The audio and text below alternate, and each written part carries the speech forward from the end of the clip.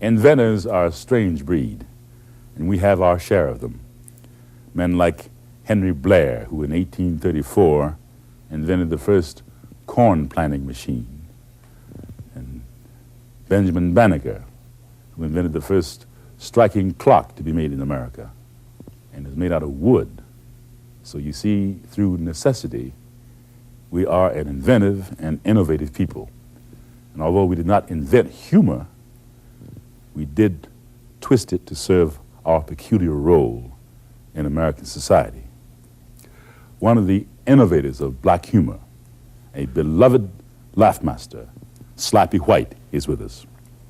Scoey Mitchell is also present to define his sharp and spicy style of humor.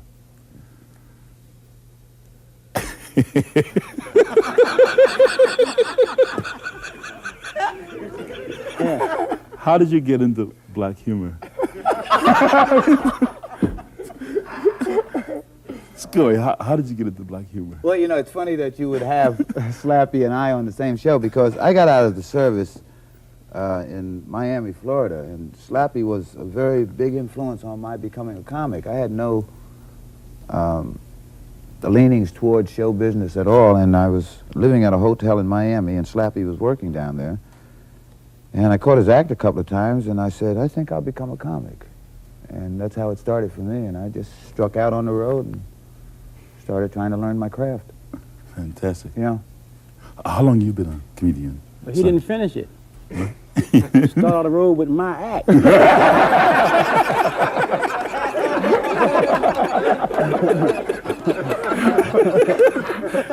And it was good. You come out of the army, just see me and just start out. Right now, he really was clever. What were you saying? How long have you been a comedian? I've been a comedian about, let's see, well, I've been doing stand-up comedy about 20, 22 years, something like that. But I've always basically been doing comedy, but like sight comedy and maybe tap dancing. And I got started, I was a shoe shine boy at a theater in Baltimore called the Gaiety Theater. And I got a chance to watch a lot of the big white comics, like, say, Phil Silvers, Red Skelton, Abbott and Costello, and all the big white comics would play this theater, because burlesque was mostly comedy in them days. The strippers was there, but a lot of people come in for the comedy part. And then I got a job as a candy boy at the Royal Theater, which was a black theater in Baltimore, because whites couldn't go in the black theater and black couldn't go in the white theater. When I was there, and I got a chance, by being the candy boy, to see Tim Moore, who came on to be Amos and Andy, the Kingfish. Then I saw Johnny Lee, who was the lawyer. He was doing an act called Swan and Lee. It was a team of Swan and Lee. And Dusty Fletcher, who did Open the Door, Richard. It was so funny. The black audience, and when I was a kid, we were tired of Dusty Fletcher doing Open the Door, Richard, because we seen it so much. Then when Open the Door, Richard got to the white audience, it was a smash, because they had never seen it before, never heard, but we were tired of it. You mentioned Amos and Andy. You meant the black comedians who were playing Amos and Andy. Yeah, well, see, before, when Amos and Andy was on radio, they were white, but they would all make up black. Yeah. And when they come on to television, well, they had to be black. So they cast, and they found Tim Moore and Johnny Lee and Nick Stewart to do the Amos and Andy. Do you think that was a legitimate form of black humor? Yeah, I definitely do. I think you have to, there's a gross misconception in this country, as there's a big difference between black humor, or in quotes, ethnic humor, and racial humor. There's a big difference. Black humor, or ethnic humor, which when you refer to it as ethnic humor, it could be Jewish or Irish or whatever. Black humor is basically the things like Dusty Fletcher did, Open the Door, Richard. It was things that we really related to from our culture. Now, the racial humor that we were doing for a while came out of the social struggle that we have in the country today. And I think a lot of people get very mixed up about it. They don't know the difference. Is it because black people find it often painful to watch those social struggles being laughed at or being laughed over? Is that the problem? Because, you know, there have been a lot of protests, a against the Amos and Andy sort of. Yeah, I question that also, if there was a lot of protest. I know that there were a few organizations who have been designated as our spokesmen who protested the Amos and Andy show, and I didn't know that I wasn't supposed to like it till they said that. I used to get run over by blacks trying to get home to watch Amos and Andy. And then one day they informed us that we didn't like it, so, and I think we've just sort of brainwashed ourselves into a situation where it's a habitual reaction. I think it's out of habit we say, no, I don't like Amos and Andy, man, it's degrading. And then when you say, why? And they say, well, it's stereotype. And you say, oh? And I say, well, where the general protest against it is, it was a white man's version of how blacks acted. And I said, well, where did he get this idea from? You understand what I'm saying? It was a parody on a parody. Yeah, you know, he must have had some starting point to get the idea of how you acted, you know. And I know a lot of Amos and Andy folks. You know, I've seen my mother be very sapphires. Extremely so. And then again, you know, like say, Scoey is a comedian, and comedian does things that a spur of the moment that he don't even know he's doing. Now, he was talking real culture just a while ago about the black comic, and all of a sudden he picked his nose. See?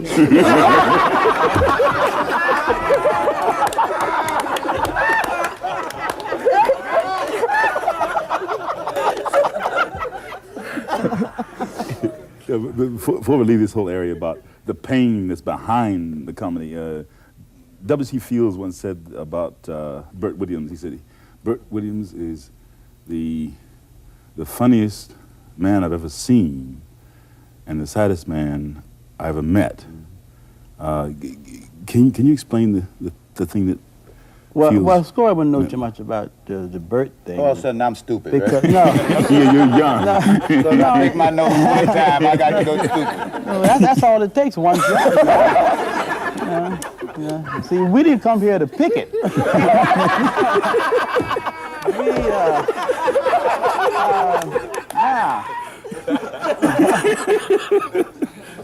You know, that's pretty good. Like you said, W.C. Fields said that Burt Williams was the funniest comedian that he've ever seen. You know, that's because Burt Williams was the only black comedian that went where he was.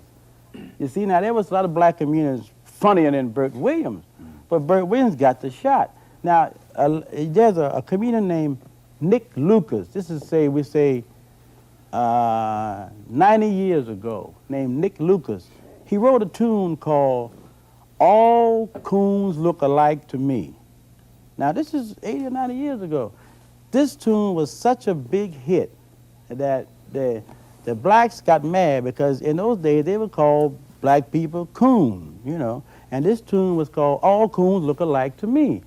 And it was such a big hit. Now, the black comics was doing this tune. Now, the white comics had to do it. Now, the only way the white comics could do this tune, All Coons Look Alike, they put on gloves and they blacked up. And that's how they started blacking up, so they could do this tune, All Coons Look Alike. See, and it was called like coon shouters in those days. See, now this is way before Burt Williams, because that's how they started blacking up. And Burt Williams was a light man. He was lighter than you. He had to blacken up, didn't he? Yeah, he had to blacken up to do the. And he was only accepted up to a point. Yeah. Well, he was accepted. You know, he could do all. Like he worked at Ziegfeld Follies, like he was a headliner with coming along with Eddie Cantor, whoever was in the No, Star. but what I was saying, he was only accepted on stage. Oh yeah, well, you know, because he was when he came off stage, he was still a black man as far as they were concerned. You had to go out the back door. And That's all that right. sort of thing. They gave him a birthday party, and he blacked up to go to the birthday party as a joke, you know, and got there and couldn't get in. And he was the guest of honor.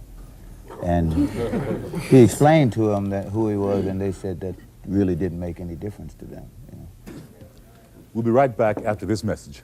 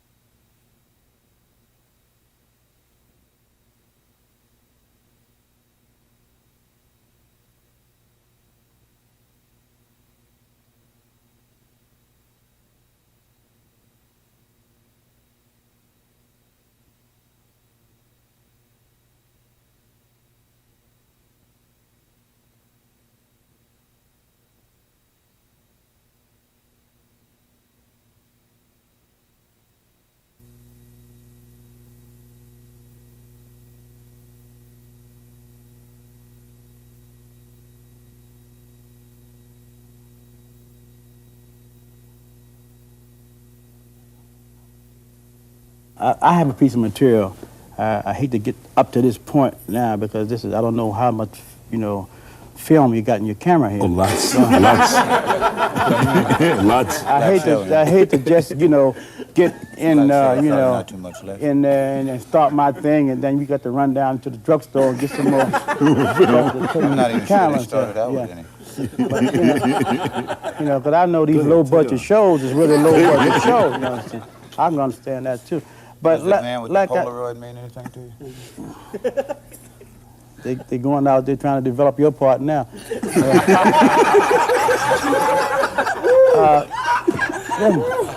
No, but seriously, like. You mean seriously? You meant that. Billy Eckstein and I were playing a club called Robert Show Lounge, and I was the comic, and Dick Gregory was like the MC. And then he did straight for me while I was in there doing the comedy. So the Playboy wanted the comedian to fill in. They said, well, get that comic at Robert Show Lounge. And they was talking about me, but I had left. And Dick Gregory was doing what I was doing when I left, so they got Dick. They thought he was the guy. And they carried Gregory down, which was a good thing. So when Gregory went to the Playboy Club, he hit big. He was not a comic before then? Yeah, he was not. No, he's not a comic. He was like a athlete. He's just walking around the club like a porter, whatever he was. and he hit in the Playboy Club, and then that made the black comic kind of start picking up now because Gregory started to move for us. Maybe if they had came and got me, I wouldn't have did the job that Gregory did in there because I wouldn't took the shot that he took. See, Gregory was hitting hard at the white people, which I wouldn't have done. But by him hitting hard at them, they accepted him. So now Playboy, they wanted a black comic to go to New Orleans to integrate the Playboy Club. There'd never been a black in there to headline a white show. So I said, well, how come? Mel Lindsay and Victor Lyons, who's one of the Playboy owners, see, they came up to a club I was working and said, Slappy, we want you to go to New Orleans. I said, well, how come you don't send Dick Gregory? Because he hit big, and he said, no, well, Dick might be a little too strong to be the first black into New Orleans, so I go in New Orleans. Now, I broke a piece of material in at the Playboy Club. I want to do for you now. It was some priests in the audience, and they saw me do this piece of material in the club, and it was near Easter. New Orleans is the largest Catholic parish in America, so I go Easter Sunday morning, sunrise, and do this piece of material. So they liked it. They sent a copy of it to President Kennedy. And President Kennedy wrote me in White Plains, New York, and asked me would I go to Europe because they were starting the Peace Corps and work all American installations all over Europe. And we stayed 41 days, working 2 or 3 camps a day for the fellows in the service. Now, this is a very serious piece of material, and I'd like for you to just think what I was doing in the South, in the Playboy Club, first to ever integrate a Playboy Club. And I was doing this piece of material here. And it goes like this. It says, if the white man and the black man would just work hand in hand, they could make this whole world a promised land. You had George Washington, and we had Booker T. You got congressmen in Congress, and so have we. Einstein split the atom, no ifs, ands, or buts. Look what Dr. Carver did with the little peanut. We will forget about slavery. You forget the Indian raids. We quit calling you old phase, and you quit calling us spades. Together, we'll wipe out poverty, hatred, and we'll conquer outer space. So why don't we just get together and let all men share God's grace?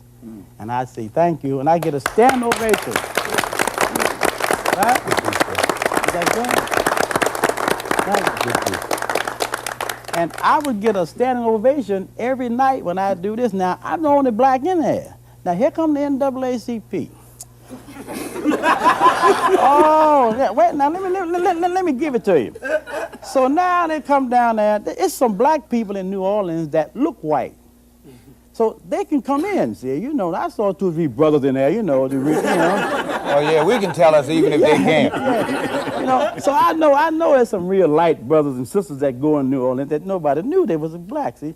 So now the NAACP coming to me, Mr. White, we'd like to have a meeting with you because about you, I just come down there, the blacks can't go in. I said, okay, so I go to the NAACP office in New Orleans and I sit down, it's about 5 of them, They said, well, we don't think that you should be in this club entertaining these people, and you're a black man, and we can't come in there, And I said, I don't go around the back door. He said, I don't care, but how is it that you up there entertaining and your black brothers and sisters can't come in? So I let them talk. I let them talk for about 20 minutes.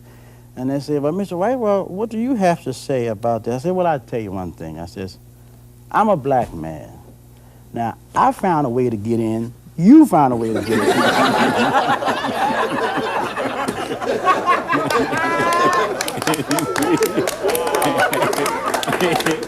You sounding real. I had no more problem with NAACP.